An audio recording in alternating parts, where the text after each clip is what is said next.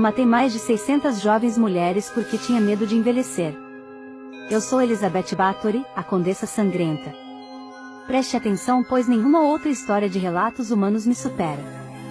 Fui a mulher mais poderosa e rica da Transilvânia, onde hoje é a Hungria. Nasci em 7 de agosto de 1560 em uma família nobre e rica.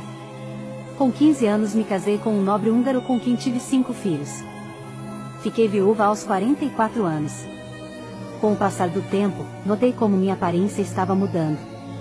Um dia, uma das minhas serventes puxou meu cabelo ao penteá-lo e eu, em um ataque de raiva, dei um tapa em seu rosto. Minha mão ficou com respingos de sangue e ao invés de limpá-lo, resolvi espalhar em minha pele. Vi como minha mão rejuvenesceu. Então mandei matá-la e encher minha banheira com seu sangue. Me senti rejuvenescida e mais bela e então, começou a minha obsessão com os banhos de sangue. Eu sempre precisava de novas vítimas, então atraía moças com promessas de emprego. As propostas logo se transformavam em uma cena de horror, pois eu as torturava antes de matá-las. Dedos cortados, agulhas cravadas embaixo das unhas, espancamentos, queimação das mãos e banhos gelados em climas de extremo frio eram algumas das crueldades praticadas por mim. Os rumores sobre meus crimes começaram e foram aumentando. Corpos eram encontrados ao redor da minha propriedade. Aos 51 anos, fui condenada e presa na torre do castelo até minha morte 3 anos depois. A quantidade dos meus crimes é debatida até hoje. Em 2018 me colocaram no Guinness Book, como a mulher com maior quantidade de assassinatos da história. Alguns autores afirmam que meus crimes foram fruto de rumores infundados pois eu tinha muito poder em minhas mãos. E você? Acredita que fui uma serial killer ou vítima de uma conspiração? Já ouviu falar da maldição de Poltergeist? Preste bastante atenção a essa história. Em 1982, o primeiro filme da trilogia Poltergeist foi lançado nos cinemas. O filme de Steven Spielberg conta a história de uma família assombrada por espíritos malignos, foi um grande sucesso de bilheteria e se tornou um clássico do terror. O que poucos sabem é que, por trás das câmeras, o filme também foi palco de uma série de acontecimentos estranhos e trágicos que deram origem à lenda da maldição de Poltergeist. Meu nome é Dominique Dune e havia interpretado a filha mais velha no filme. Alguns meses após o lançamento, fui estrangulada na frente da minha casa pelo meu primeiro namorado que era muito ciumento e não aceitou o término do namoro. 5 dias depois, os aparelhos que me mantinham viva foram desligados. 6 anos depois, a atriz que interpretou a filha caçula da família morreu aos 12 anos. Peter Horror, que ficou conhecida pela clássica cena em que coloca as mãos na televisão e diz: "Eles estão aqui." Ela teve 2 paradas cardíacas e choque séptico em decorrência de uma obstrução intestinal aguda. A mãe dela disse que Rita foi diagnosticada com doença de Crohn, quando na verdade tinha uma estenose intestinal congênita. Agora vejam que absurdo, foram usados esqueletos de verdade no primeiro filme, pois eram mais baratos do que mandar fabricar. Em uma cena do filme, a mãe é arrastada para a piscina por forças sobrenaturais durante uma tempestade.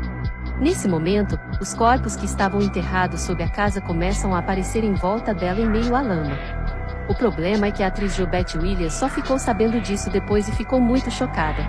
O desconforto de ter gravado com esqueletos de verdade foi tanto que, durante as gravações de Poltergeist, segundo um dos atores, fez um exorcismo no set.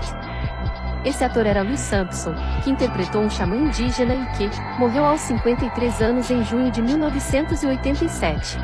Ele sofria de uma doença rara e morreu em decorrência de desnutrição e insuficiência renal pós-operatória. Mas as coisas não pararam por aí. Julian Beck, que interpretou o reverendo no segundo filme, também faleceu pouco antes da estreia. Ele tinha 60 anos e já havia sido diagnosticado com uma doença antes das gravações. E a história não para por aqui. Já em 2009, 27 anos após o lançamento do primeiro filme, outro ator foi assassinado. Lupe Rima, que fez uma ponta como pedreiro no primeiro filme, foi morto com golpes de machado em sua casa por um homem de 26 anos que queria roubar o carro dele para comprar drogas. O ator Richard Lawson, que hoje é padrasto da Beyoncé, sobreviveu a um acidente aéreo em 1992. No primeiro filme, ele interpreta Raya, membro de uma equipe que investiga situações paranormais. O avião saía do aeroporto em Nova York. Em meio ao mau tempo, a aeronave decolou, mas não conseguiu ganhar sustentação, saindo da pista e atingindo vários obstáculos antes de parar em um corpo d'água logo após o final da pista. Das 51 pessoas a bordo, 27 morreram, incluindo o comandante e um membro da tripulação. Em uma entrevista ao New York Times após o acidente, Lawson contou que deveria ter se sentado no assento 6D, mas uma aeromoça reconheceu o ator e o convidou a se sentar na primeira fileira. Mais tarde, ele descobriu que pelo menos uma pessoa na sexta fileira morreu na tragédia. O que você acha de tudo isso? Coincidências? Fui vítima de afogamento e traumatismo craniano. Minha medula espinhal foi cortada ao meio e sofri fraturas no maxilar, costelas e vértebra cervical. O meu couro cabeludo foi arrancado, assim como meu braço esquerdo. Enquanto Tilikum me atacava, outras 2 orcas contribuíam para impedir o meu resgate. Porém, a minha morte não foi em vão. É muito importante continuar assistindo esse vídeo. Muitos ativistas dos direitos dos animais já alertavam e protestavam sobre a crueldade que os bichos viviam em cativeiro. Em mar aberto, as orcas nadam quilômetros todos os dias, mas quando retiradas da natureza, passavam a viver como em banheiras apertadas, sendo obrigadas a nadar em círculos até os dias finais. E esse é apenas um dos motivos para que elas se tornarem animais estressados e violentos, mas como essa verdade não vende, o SeaWorld passava a ilusão de um mundo mágico onde os animais na verdade adoravam seus treinadores. O Tilikum, na verdade, também era uma vítima. Ele foi capturado e separado de sua família ainda bebê, sofria ataques de outras orcas e estresse em geral, o que podia ser percebido não apenas por seu comportamento, mas também na barbatana dorsal caída, que acontece com apenas 1% das orcas em ambiente natural. Por trás das acrobacias, Tilikum teve uma vida triste, assim como todos os outros animais marinhos, sem nenhuma exceção, desse parque chamado SeaWorld. Tilikum morreu com cerca de 35 anos de infecção bacteriana em 2017. Após o fatídico dia, ele virou alvo de diversas campanhas para que fosse libertado. O animal foi ainda um dos grandes protagonistas na abertura do debate sobre o uso de orcas para entretenimento humano, tanto por conta da questão ética, quanto pelo próprio risco à segurança dos treinadores e visitantes. 3 anos após o ocorrido, foi feito um documentário a respeito dos maltratos e abusos sofridos pelos grandes mamíferos, que viviam em péssimas condições chamado Blackfish. Após a minha partida, muita briga na justiça e muita pressão das pessoas, o parque iria falir se continuasse fazendo vistas grossas a tudo que acontecia lá e, somente por esse motivo, o SeaWorld anunciou o fim dos shows das orcas e afirmou, em comunicado, que não tiraria mais nenhum animal da natureza. Esse triste episódio é um dos exemplos de como as pessoas precisam respeitar os animais. Orcas na natureza não atacam pessoas se não se sentirem ameaçadas. Uma pequena correção: orcas não são baleias, são membros de porte muito maior da família de golfinhos. Eu sou Jó, um homem de Uz, conhecido na minha terra como íntegro e justo, um servo fiel de Deus que evitava o mal. Eu era abençoado com 7 filhos e 3 filhas, e possuía grande riqueza, incluindo 7.000 ovelhas, 3.000 camelos, 500 pares de bois e 500 jumentas, além de muitos servos. Eu era, de fato, o homem mais rico de todo o Oriente. Entretanto, um dia, a minha vida mudou drasticamente. Satanás, num desafio com Deus, argumentou que eu era fiel a ele apenas por causa das minhas riquezas e da minha boa sorte.